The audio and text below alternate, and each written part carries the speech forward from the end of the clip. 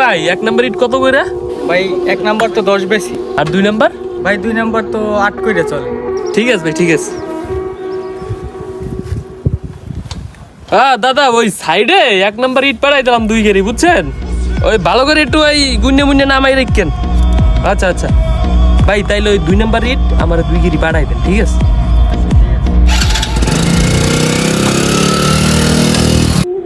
এ ছোড়ো, ওর সাইডে 3 নাম্বার 2 গেরি ইট পাড়াই দিস তো।